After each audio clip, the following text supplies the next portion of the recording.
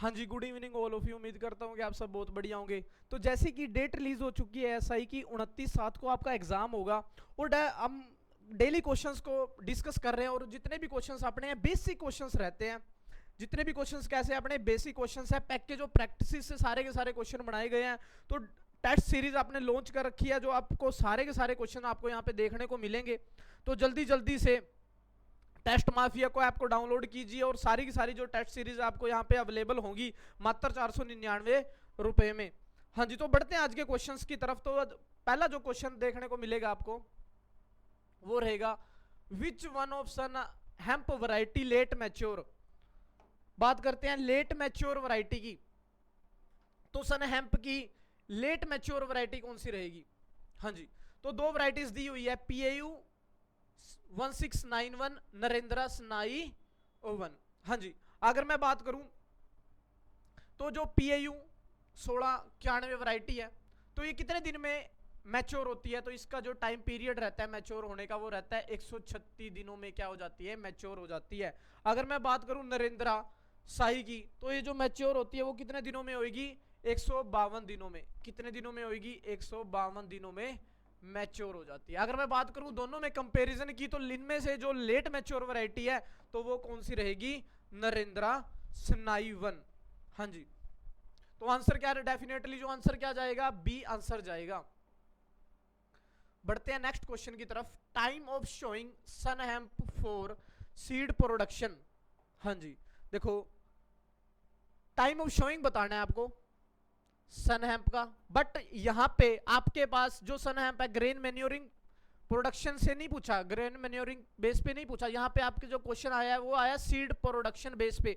तो जब अगर बात करेंगे सीड प्रोडक्शन बेस की, तो जो टाइम पीरियड रहेगा, शोइंग टाइम रहेगा, तो वो उसका जो टाइम पीरियड रहता है वो क्या रहता है? जून रहता है जी।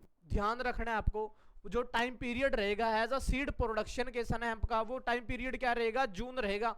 अगर क्वेश्चन आ जाता है हैज अ ग्रीन मैन्योरिंग, तो ग्रीन मैन्योरिंग में क्या जाना था आपका? अप्रैल टू जुलाई। तो क्या आंसर जाएगा? अप्रैल टू जुलाई जाएगा।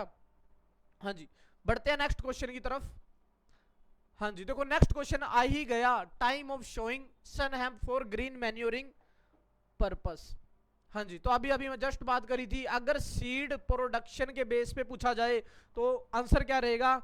जून रहेगा। अगर बात करें ग्रीन मैन्योरिंग पर्पस पे, तो ग्रीन मैन्योरिंग पर्पस से जो टाइम पीरियड रहता है टाइम ऑफ शोइंग रहेगा, तो वो क्या रहेगा? अप्रैल टू जुलाई। तो आंसर क्या रहेगा? अप्रैल टू जुलाई। हाँ जी, तो आंसर क्या रहेगा? अप्रैल टू जुलाई। हाँ जी, बढ़ते हैं नेक्स्ट क्वेश्चन की तरफ। हाँ जी, बहुत अच्छा, बहुत शानदार क्वेश्चन है। Number of irrigation required in sun hemp. हाँ जी, number of irrigations required in sun hemp. अगर मैं इरिगेशंस की बात करूं, तो इरिगेशंस की जो रिक्वायरमेंट रहती है, तो वो रिक्वायरमेंट कितनी रहती है जी? 2 से 3। सन हेम्प में जो नंबर ऑफ इरिगेशंस की रिक्वायरमेंट रहेगी 2 से 3। तो हमने कल ढैंचा को भी पढ़ा था, तो ढैंचा में कितनी रहती है नंबर ऑफ इरिगेशंस की रिक्वायरमेंट? 3 से 4 की रहती है जी। हाँ जी, ठीक है जी। तो अगर बात करेंगे तो सन हेम्प की, तो सन हेम्प में कितनी रहेगी? 2 से 3। एक तो आप अगर पढ़ भी रहे हो ग्रीन मैन्यूरिंग क्रॉप्स को, तो आप एक कंपैरिजन में अगर आप पढ़ोगे तो आप बहुत बेनिफिट मिलेगा आपको। कंपैरिजन में बहुत डाटा जल्दी से याद हो जाता है। हाँ जी, नेक्स्ट अगर बात करें हार्वेस्टिंग टाइम, देखो टाइम ऑफ शोइंग का ध्यान रखना है हर एक क्वेश्चन के। Time of showing has a green production, has a seed production, और हैज अ यहाँ पे हार्वेस्टिंग टाइम। ये भी क्या रहता है? इंपॉर्टेंट रहता है जी। अगर बात करूं मैं हार्वेस्टिंग टाइम के सन हेम्प के, तो हार्वेस्टिंग टाइम क्या रहेगा? मिड अक्टूबर टू अर्ली नवंबर। मोस्ट इंपॉर्टेंट क्वेश्चन है जी, क्या रहेगा? मिड अक्टूबर टू अर्ली नवंबर। कल भी मैंने बात करी थी जो सन हेम्प, कल मैंने किसकी बात करी थी? ढैंचा की बात करी थी। तो ढैंचा में जो हार्वेस्टिंग टाइम हमेशा जो क्वेश्चन आता है, ये आता है सीड प्रोडक्शन बेस पे। किस बेस पे आता है जी? ये सीड प्रोडक्शन बेस पे आपके पास पूछा जाएगा। बट यहाँ पे आपके पास सन हेम्प है, तो सन हेम्प का जो हार्वेस्टिंग टाइम है ये भी क्या रहेगा? सीड प्रोडक्शन के बेस पे रहेगा। तो कब हमारे पास हार्वेस्टिंग टाइम रहता है? मिड अक्टूबर टू अर्ली नवंबर। हाँ जी, अगर नेक्स्ट क्वेश्चन की तरफ बढ़े, तो ये सारे के सारे क्वेश्चन आप जल्दी से कर भी सकते हो। देखो आपको सारी की सारी जो टेस्ट सीरीज अवेलेबल रहेगी वो रहेगी टेस्ट माफिया ऐप पे, मात्र 499 रुपए में आप इसको ग्रैब कर सकते हो। सारे के सारे टॉपिक वाइज आपको क्वेश्चंस मिलेंगे, 1% की भी आपको दिक्कत नहीं आएगी। 75 975 000 पे कॉल करके आप किसी भी क्वेश्चंस की जानकारी ले सकते हो, कोई डाउट पूछ सकते हो, और टेस्ट सीरीज के बारे में कुछ भी दिक्कत आए तो वो भी आप पूछ सकते हो। हाँ जी, तो नेक्स्ट बात करते हैं जी, best soil type for Napier bajra. हाँ जी, बहुत शानदार क्वेश्चंस नाइपर बाजरा से क्वेश्चन आ चुका है जी। किससे? नाइपर बाजरा से। अगर मैं बात करूं नाइपर बाजरा की, तो नाइपर बाजरा के लिए जो सोइल टाइप की अगर बात करूं तो ऑल टाइप क्या रहते हैं भाई? सूटेबल रहते हैं जी। सारी की सारी सोइल्स क्या रहती है? सूटेबल रहती है। परंतु अगर मैं बात करूं ऑप्शंस के wise, light soil, heavy soil, Sandy soil या नन ऑफ दीज, तो यहाँ पे जो अगर बात करें तो टेक्सचर के बेसिस पे अगर मैं बात करूं तो कैसी रहेगी, ठीक है जी।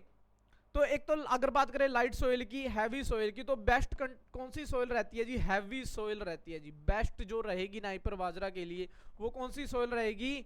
हैवी सोइल रहेगी। हाँ जी, नेक्स्ट बढ़ते हैं जी, highest yield potential of Napier bajra hybrid. अब देखो वैरायटी से क्वेश्चन आया हुआ है जी, वैरायटी ये 3 दी गई है, परंतु आपको क्या बताना है इन तीनों वैरायटीज में से सबसे ज्यादा जो हाई इल्ड पोटेंशियल रहता है वो किस वैरायटी का रहता है। अगर मैं बात करूं 342 वैरायटी की, तो 342 वैरायटी का कितना रहेगा? 877। कितना रहेगा? 877 क्विंटल। अगर मैं बात करूं 346 वैरायटी की, तो 346 वैरायटी का कितना रहेगा? 715। कितना रहेगा?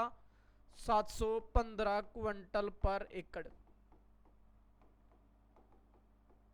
हाँ जी, अगर नेक्स्ट मैं बात करूं पीबीएन 233 वैरायटी की, तो बात कितना रहेगा इसका? 1100।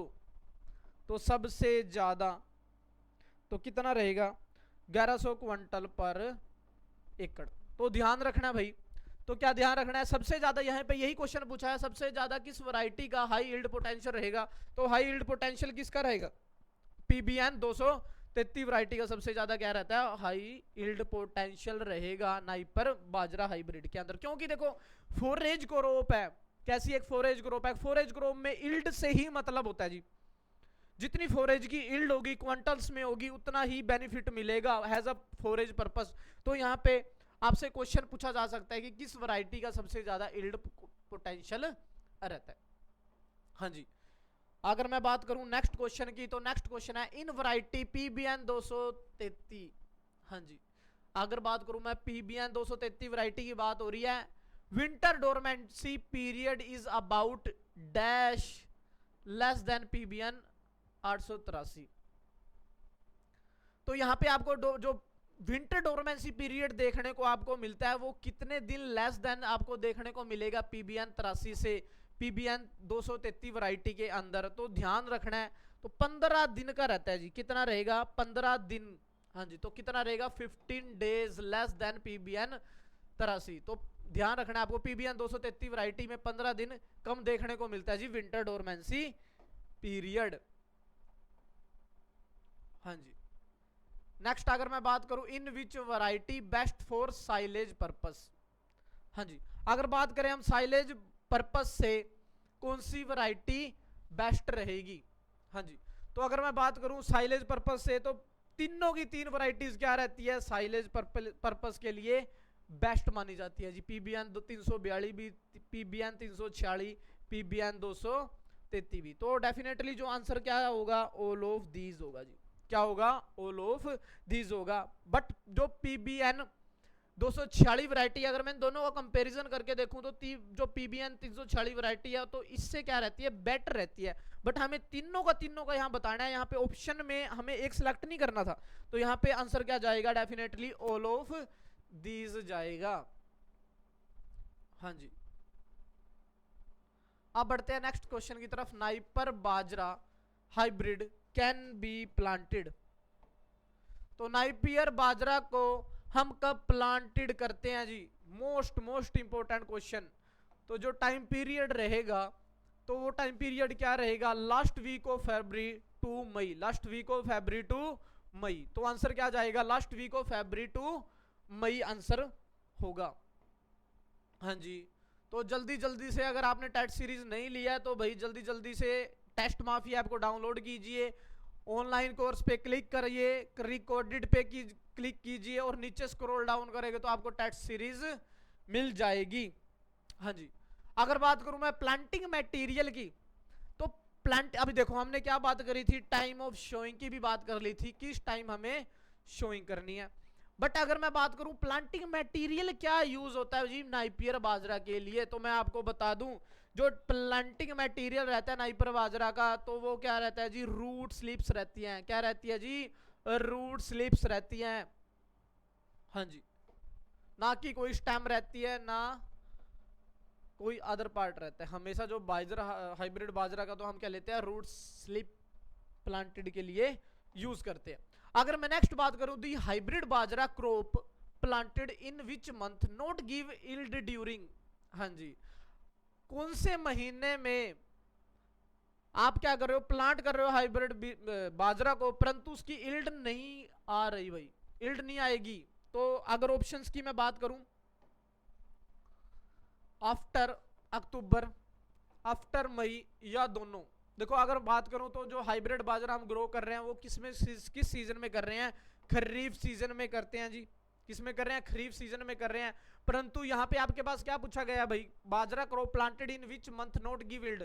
अगर आप आफ्टर मई, अगर आप आफ्टर मई बाजरा को, अब ये तो देखो सही होगा अगर खरीफ सीजन में, तो हम अगर यहाँ पे डायरेक्ट सीजन पूछा जाता तो डेफिनेटली खरीफ सीजन जाएगा।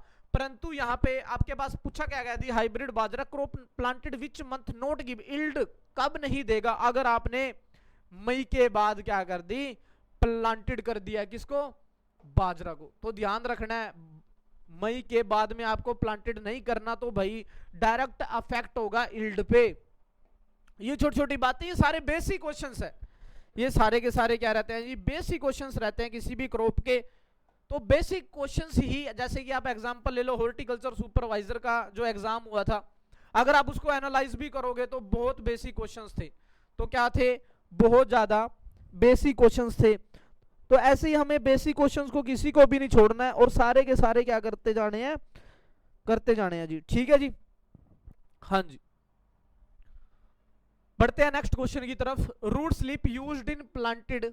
हाँ जी, देखो अभी अभी मैंने क्या बात बताई थी आपको, आप जो प्लांट कर रहे हो, जो प्लांटेड मटेरियल ले रहे हो, वो क्या ले रहे हो, जल्दी जल्दी बताओ क्या ले रहे हो आप, रूट स्लिप का यूज कर रहे थे। किसका स्लिप का यूज करते हैं, रूट स्लिप का यूज करते हैं। अब जो रूट स्लिप का भी यूज कर रहे हो वो कितनी सेंटीमीटर लॉन्ग होगी, वो कितनी सेंटीमीटर लॉन्ग होती है जी, ध्यान रखना है। जो आप रूट सेंटीमीटर लोगे तो वो कितनी सेंटीमीटर लॉन्ग होती है, 30 सेंटीमीटर। कितनी सेंटीमीटर, 30 सेंटीमीटर लॉन्ग होगी। हाँ जी, नेक्स्ट अगर बात करते हैं, stem cutting are used, how many nodes are present. अब देखो आप क्या कर रहे हो, स्टेम्स ले रहे हो, क्या ले रहे हो, स्टेम्स ही होती हैं, जिसको हम रूट्स है, प्लांटिंग मटेरियल ही है, जिसको हम क्या बोल देते हैं, रूट स्लिप्स बोल देते हैं। अब यहाँ पे नोड्स भी तो होनी चाहिए, तो नोड्स भी अगर हम बात करें, जो आप प्लांटिंग मटेरियल जो यूज करोगे, जो आप कटिंग लोगे, तो उस पे कितनी नोट्स प्रेजेंट होनी चाहिए, 4, 5, 2, 3 या 3 से 4। तो हम डेफिनेटली जो आंसर जाएगा वो किस पे जाएगा, 2 से 3 नोट्स पे जाएगा। ठीक है, ध्यान रखना है 2 से 3 नोट्स होंगी।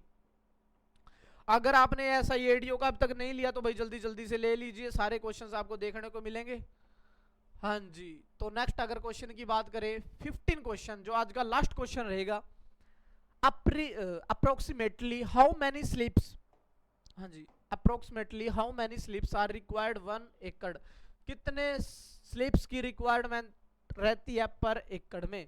तो ध्यान रखना है, तो कितनी रहती है, 11,000, कितनी रहती है, 11,000 स्लिप्स की रिक्वायरमेंट रहती है। क्या रहती है, 11,000 स्लिप्स की रिक्वायरमेंट रहती है पर एकड़ के अंदर। हाँ जी, तो आज के क्वेश्चंस हमने सारे के सारे क्या किए, अच्छे से डिस्कस कर लिए। तो जो नेक्स्ट लेक्चर में आपको मिलेंगे, तो नेक्स्ट क्वेश्चन में आपको मिलेंगे नेक्स्ट क्वेश्चंस के साथ। हाँ जी, तो मिलते हैं नेक्स्ट लेक्चर में, थैंक यू।